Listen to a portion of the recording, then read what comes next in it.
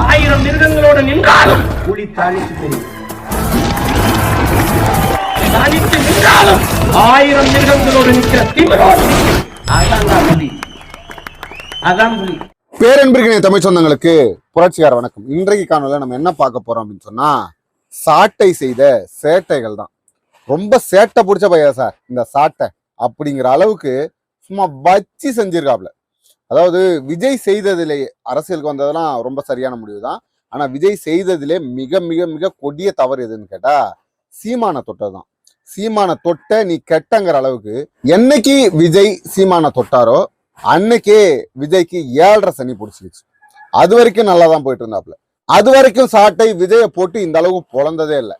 சீமான தொட்டதுல இருந்து அடி ஒவ்வொன்றும் மரண அடியா இருக்கு. அது இப்போ சமீபத்துல இந்த வாரத்துல நடந்த நிகழ்வு, நம்ம முஸ்தபாலாம் மாட்டிட்டு படாத பாடுபடுறாரு. ஐயோ என்னை விட்டுடுங்கடா சாமி, நான் கிளம்பி ஓடிடுறேங்கிற அளவுக்கு முஸ்தபா வந்து நம்ம சாட்டை ப்ரோ கிட்ட சிக்கி சீரழிஞ்ச வீடியோவை தான் இன்னைக்கு நம்ம பார்க்க போறோம். ஏற்கனவே விஜய் மக்கள் ஏற்கமா இருக்கும் போதுங்க களத்துல இறங்கி நீட்டு பிளாக் டிக்கெட் எடுத்தாங்களா? யாரு பிளாக் டிக்கெட்? நாங்க சான்று இருக்கு சார். நான் கேக்குறேன், ஏங்க இது நடிப்பு துறையில இருக்கக்கூடிய தவறையே சுட்டிக்காட்ட அந்த துறையில வந்து சம்பளம் வாங்கிட்டு போறாரு. யார் ஆட்சி அதிகாரம் என்ன பண்ணும்? இந்த 2000 ரூபாய் கட்டுப்படுத்தணும். ஏன் விக்கிறீங்கன்னு சொல்லி 15 கோடி 15 அதாங்க அந்த ரோல்ஸ் ராய்ஸ் கார் இறக்க முடியாது. ரோல்ஸ் ராய்ஸ் இது கொடுக்கப்பட்டிருக்கு. அதெல்லாம் சொல்ற மாட்டாங்க. நீங்க வந்து பாத்தீங்கன்னா நாட்டுல வந்து முதலமைச்சரா இருந்து மக்கள் வரி பணத்தை கொள்ளையடிச்சு தொண்டை காண்டி இவர் தொண்டை காண்டி ஒருத்தவனுக்கு பேசவாவது டைம் கொடுக்கணும், பேசுறதுக்கு டைம் கொடுக்கணும். பிளாக்ல டிக்கெட் விற்கிறது, நீங்க வந்து பிளாக் டிக்கெட் விற்கிறவங்க, ரோல்ஸ் ராயல்ஸ் காரு, இந்த புலி படத்துல வந்து வருமான வரித்துறைக்கு எதிராக நடந்துகிட்டது. கடைசியில ஒரு கட்டத்துக்கு மேல எப்பா என்ன ஆளை விட்டுறாப்பா, எனக்கு வந்து சாட்டை கிட்ட பேசினாலே, சாட்டை என்கிட்ட பேசினா எனக்கு தொண்டை கட்டிருங்க, எனக்கு தொண்டை வறண்டு போயிருங்க, அந்த அளவுக்கு அப்படிங்கிற அளவுக்கு சும்மா வச்சு செஞ்சிருக்காங்க. இப்போ உண்மையிலேயே இப்போ சமீபத்துல தாவேக எடுத்த முடிவு என்ன தெரியுங்களா? யாரும் நம்ம வந்து தலைமையோட அனுமதி இல்லாம நீங்க விவாத நிகழ்ச்சியில கலந்துக்க கூடாது. அதுல கூடுதலா ஒரு தகவலையும் அவங்க சேர்த்திருக்கணும். இந்த முஸ்தபா போன்ற ஆட்களும் விவாத நிகழ்ச்சியில கலந்துக்க கூடாது அப்படின்னு. ஏன்னா விவாதத்துக்கு போறவங்க இப்ப உண்மையிலேயே நாம் தமிழ் கட்சியோட வலிமை என்ன தெரியுங்களா? விவாதத்துக்கு போகக்கூடிய அந்த நாம் தமிழ் கட்சியோட உறவுகள் தான். ஏன்னா எப்பேற்பட்ட கருத்தாக இருந்தாலும் யார் பேசினாலும் அடித்து தும்சம் பண்ணக்கூடிய அளவுக்கு மிகச்சிறந்த பேச்சாளர்களாக, மிகச்சிறந்த விவாதத்துல தன்னுடைய கருத்துக்களை எடுத்து வைப்பவர்களாக. ஆனா தாவேக சார்பா போறது முழுக்க முழுக்க முட்டா பீஸாவே இருக்கு. அவங்களால பதில் சொல்ல முடியல. விஜயோட கடந்த கால வாழ்க்கைகள் அப்படி. நான் ஓப்பனா கேக்குறேன், நாளைக்கே ஒரு ஸ்டேஜ போடுவோம், எல்லா பத்திரிகையும் கூப்பிடு, 2 பேர் தான் அந்த ஸ்டேஜ்ல இருக்கணும். எல்லா நிர்வாகிகளும் இந்த கேள்வியை பதில் சொல்லுங்க.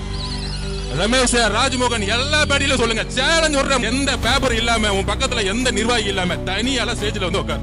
என் தலைவர் தனியா வருவார். 2 பேரை வச்சு பிரஸ் கான்ஃபரன்ஸ் நடத்துவோம். இந்த போட்டிக்கு நான் ரெடினா நாளைக்கே நான் ரெடி, என் தலைவர் ரெடி. இந்த மாதிரி ஆளுங்களே தற்குறியா இருந்தா என்ன பண்ண முடியும்? அதாவது விவாதத்துக்கு வாங்க, 1 to 1 வாங்க, எங்க தலைவரை கூப்பிட்டு வரோம். நீங்க வந்து யாரும் இல்லாம வாங்க, யார் வந்து மீடியா கிட்ட வந்து நம்மளுடைய கருத்துக்களை எடுத்து வைக்கிறாங்க பார்ப்போம், யார் திறமையா விவாதிக்கிறாங்கன்னு பார்ப்போம், எங்க தலைவர் வந்து எப்படிப்பட்ட ஆள் தெரியுமா அப்படின்னு சொல்லி இதையாவது சாட்டை விட்டு வச்சிருக்கலாம். மொத்தமா வாங்க, காஞ்சி சம்பத்து, இந்த தம்பி லைலோ, ராஜ்மோகன் எல்லாரையும் கூட்டுவா. மொத்தமா 25 பேர் உட்காரு. ஒரு ஆள் நான் வரேன், 25 பேர் உட்காரு. கொள்கை பரப்பு செயலாளர், பரப்புரை செயலாளர், தேசிய ஊடக பிரிவு, உங்க அண்ணன் விஜய் நடுவில் உட்கார. மொத்தமா உட்காரப்போம். சாட்டையில ஒரு டிபேட், ஒரே ஒரு டிபேட் 20 மினிட்ஸ் பாத்துக்குவோம். அதுல நீங்க வென்றுங்க. அப்புறம் சாட்டை சேனலை மூடிட்டு மீண்டும் மருத்துவ பிரதியாக போயிடும். இல்லங்க நாங்க ரொம்ப பிஸியா இருக்கோம், எங்களோ பரபரப்பா வேலை இருக்கு, பல்வேறு டிபேட்ல கலந்து கொள்றோம், எங்க அண்ணன் தான் ரொம்ப ஃப்ரீயா இருக்கார் பணியூர்ல, நானே பணியூருக்கு வரேன், தனி மனுஷனா வரேன், என் கார் கூட வேண்டாம், ஊபர்ல பைக்ல வரேங்க, ஒரே ஒரு செல்ஃபி கேமரா கூட நெட் வரல, உங்க கேமரா எடுப்போம், நான் கேட்கற கேள்விக்கு விஜய் பதில் சொல்லு. இந்த வடிவேல் சொல்லுவாப்ல, நான் ஜோடியா மிஸ் ஆவறீங்களா, வாங்க லைனா நில்லு, ஒரே அடி ஒட்டு மொத்தமா முடிச்சு விட்டுறன்ற மாதிரி எல்லாரும் வாங்க, எல்லாரும் வா, ஒட்டு மொத்தமா உங்க கட்சியில இருக்கிற அல்ட்ரா செல்றம் ஒட்டு மொத்த பேரும் வா. நீ லயோலா மணியை கூட்டு வா, ராஜ்மோகனை கூட்டு வா, நீ வந்து ஆதவர்ஜினா நீ வா, விஜய் வரட்டும், புசி ஆனந்த் வரட்டும், இன்னும் எத்தனை பேர் இருக்கீங்களோ ஒட்டுமொத்த பேரும் வாங்க, எல்லாம் ஒரு லைன்ல உட்காருங்க, நான் மட்டும் எதிரில் உட்காரு. சாட்டையில நேரடியா 1 to 1 விவாதம் நேரடியா நடத்துவோம். தாவேகா டு சாட்டை, யார் ஜெயிக்கிறாங்க? நான் கேட்கிற கேள்விகளுக்கு உங்களால பதில் சொல்ல முடிஞ்சிருச்சுன்னா நான் சாட்டைய அந்த வலைவலியே கழிச்சிடறேன், சாட்டை சேனலே ஒழிச்சிடறேன். நான் சாட்டை சேனலே வச்சில்ல, இதுக்கப்புறம் வந்து நான் வந்து எந்த விவாதத்திலையும் கலந்துக்கல, இதுக்கப்புறம் மேடை ஏறி பேசல அப்படிங்கிற அளவுக்கு ஓப்பன் சேலஞ்ச் விட்டுருக்காப்ல நம்ம ஆதவர்ஜுனாவுக்கு அந்த அளவுக்கு அறிவு இருந்தா, அந்த அளவுக்கு திறமை இருந்தா, இல்ல தாவேகா காரணங்கள் அந்த அளவுக்கு திறமை இருந்தா நேரம் கட்சியை ஒழுங்கால வழி நடத்தி இருப்பாங்க. இது எல்லாத்துக்கும் மேல இது வந்து காமெடி. இதுக்கு முன்னாடி பார்த்ததெல்லாம் காமெடி, இது ஆக்ஷன் சீக்வன்ஸ். ஊழலை ஒழிக்கணும்.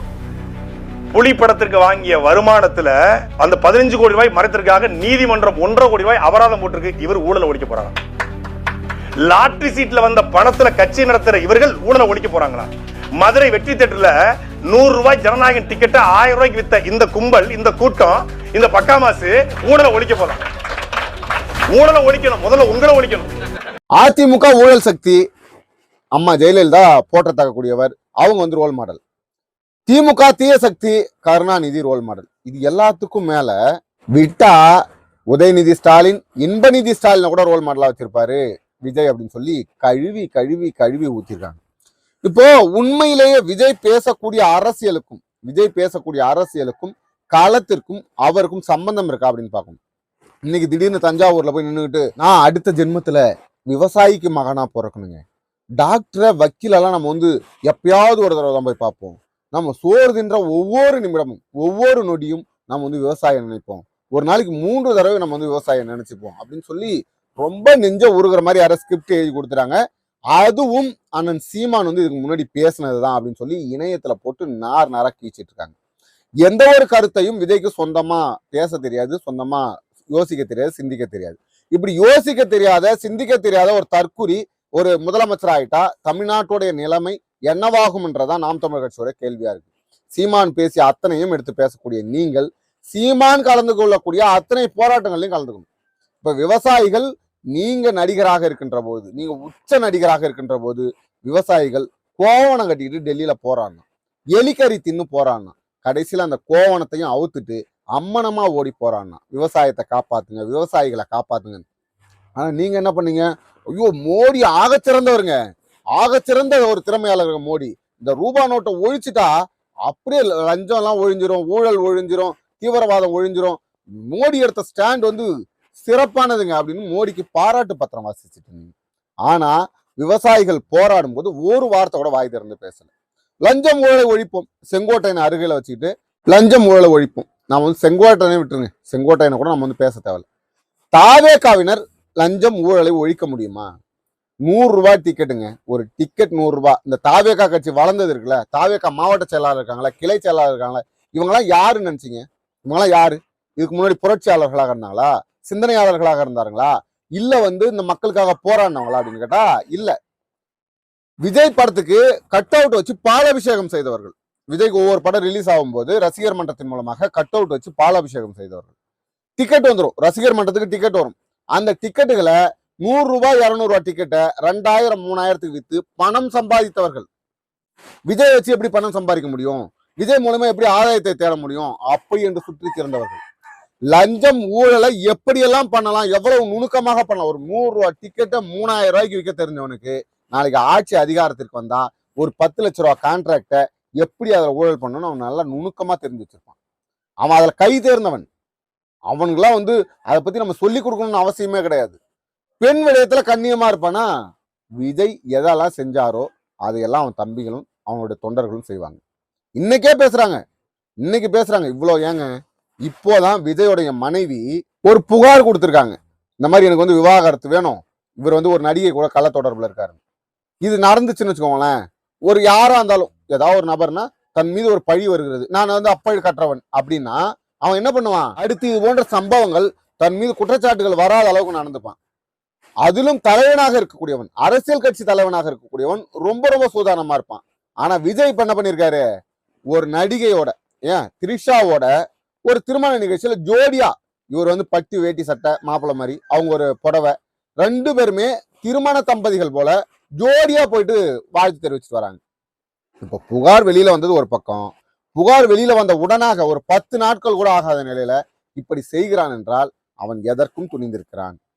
நீங்க கேட்கலாம், ஏன்பா ஒரு தனிநபருடைய வாழ்க்கையில அவர் எப்படி வேணா இருப்பாருப்பா, ஒரு தனிப்பட்டவருடைய வாழ்க்கைக்குள்ள நம்ம போய் மூக்க நுழைக்க கூடாது, அது வந்து நம்ம வந்து கேள்வி கேட்க கூடாது, அவருடைய விருப்பம் அப்படின்னு. விஜய் ஒரு தனி நபராக இருந்தால் நாம கேள்வி கேட்க போறது இல்லை. கமலஹாசன் 2 பொண்டாட்டி வச்சிருந்தாரு, நம்ம அதை கேள்வி கேட்கல. நாம வந்து யாரை பற்றியும் கேள்வி கேட்க போகல. நாம என்ன சொல்றோம்னா, ஒரு அரசியல் கட்சி தலைவன், நான் தமிழ்நாட்டின் அடுத்த முதலமைச்சர், நான் தான் தமிழ்நாட்டை ஆள போறேன், திமுக எனும் தீய சக்தியை ஒழிக்க போறேன், என் பின்னாடி தான் மக்கள் இருக்காங்கன்னா முதலில் அவர்கள் தனிநபர் ஒழுக்கத்தை கடைபிடிக்கணும். சாதாரண நபர் தனிநபர் ஒழுக்கத்தை கடைபிடிப்பதை விட பல 100 மடங்கு தலைவனாக இருப்பவன் தனிநபர் ஒழுக்கத்தை கடைபிடிக்கணும். ஏன் சொல்றோம்னா, விஜய் ஒரு சிகரெட் இப்படி தூக்கி போட்டு பிடிச்சாருன்னா அவன் தொண்டனும் அதை செய்வான். விஜய் வந்து ஒரு பொண்ணை கற்பழிச்சாருன்னா, ஒரு டிசைனா போய் பொண்ணு கூட டான்ஸ் ஆடினார்னா அதையும் ரீல்ஸா செஞ்சு போடுவான். அப்போ தன் தலைவன் செய்யக்கூடிய ஒவ்வொரு விடயத்தையும் தொண்டன் கடைபிடிக்கிறான். அப்ப தொண்டன் கடைபிடிக்கிறான், நீ என்ன பண்ணணும்? நல்லது செய்யணும்.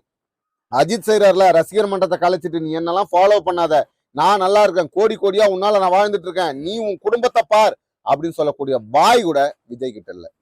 விஜய் ஒருபோதும் தன்னுடைய தொண்டன் அரசியல் வாயப்படக்கூடாது. இத்தனை சம்பவங்கள் நடக்குதுங்க, இவ்வளவு நிகழ்ச்சிகள் நடக்குதுங்க, 41 பேர் செத்து போயிருக்காங்க. இன்றைக்காவது விஜய் தன்னுடைய தொண்டர்களுக்கு ஒரு அன்பான கோரிக்கை, நான் சொல்றேன், என் பேரை கெடுக்காதீங்க, நீங்க செய்யறதுனால என்னுடைய அரசியல் வாழ்க்கை வீணா போயிடும், நீங்க இப்படி செஞ்சீங்கன்னா நான் அரசியலுக்கே வரமாட்டேன், படம் நடிக்க மாட்டேன், நீங்கள் வந்து எனக்கு நல்லது செய்யணும்னு ஒரு எண்ணம் இருந்தா ஒழுக்கத்தை கடைபிடிங்கள், நீங்க மத்தவங்களுக்கு தொந்தரவா இருக்காதீங்க, மத்தவங்க காதுல விசில எடுத்து ஊதாதீங்க அப்படின்னு சொல்லணும்ல.